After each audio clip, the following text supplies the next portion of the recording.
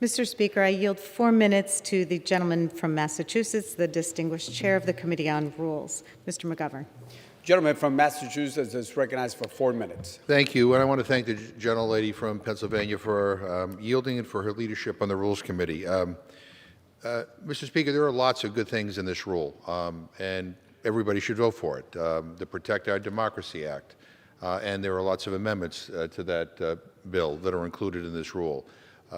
We move forward with a doc fix, and we put in this rule a procedure that will allow the Senate to consider the debt ceiling issue. And I should clarify this because during the Rules Committee meeting today, I think some of my Republican friends who testified started to believe the Republican talking points that somehow that this was automatically increasing the debt ceiling. It isn't. It puts in place a process that was negotiated by Senator Schumer and Senator McConnell, a Democrat and a Republican, that would allow the Senate to deal with the issue. When they deal with it and pass it, we will have to then deal with it and pass it here in the House. So I want to be clear on that. The bill also includes the FY 2022 National Defense Authorization Act that was negotiated between the House and Senate. And it is a bill, in my opinion, that spends far too much on military matters. And I have some problems with that. But I will say this, the chair, Chairman Smith, and Ranking Member Rogers did an incredible job of trying to piece together a bill that would get a majority in the House and a majority in the Senate.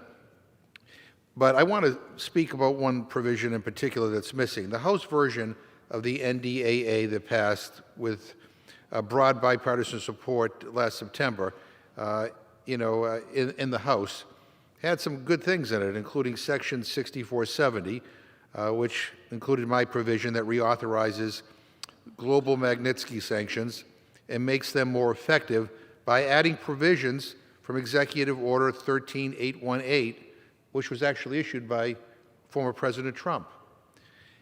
Briefly, the NDAA provision codifies the global Magnitsky sanctions as they have been applied over the last 5 years. We need to reauthorize the global Magnitsky sanctions because when they became law in 2016, a sunset was added. Since 2016, global Magnitsky sanctions have had strong bipartisan support and have proven to be one of our most powerful foreign policy tools. They have been imposed on more than 300 human rights abusers and corrupt actors in nearly 40 countries around the world. Human rights groups, civil society organizations, and victims organizations overwhelmingly support them. The number one request we hear from threatened human rights defenders is that the U.S. impose global Magnitsky sanctions on government perpetrators, on the individuals, on the institutions responsible for heinous human rights atrocities.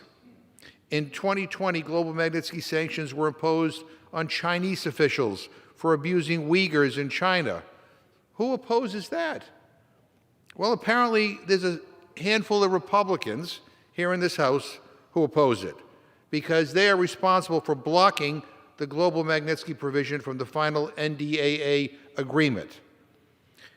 And these are the same people that are happy to talk about human rights and how important human rights is, and then they issue press releases and call for sanctions, when there's a human rights atrocity that they want to be involved in.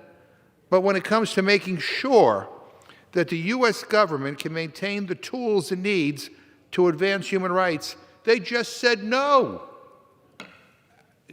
Can I ask for an additional? Yes, I yield an additional minute. They said no. Shame on those who derailed this in the negotiations between the House and Senate. It's not enough to issue press releases. We need to take action.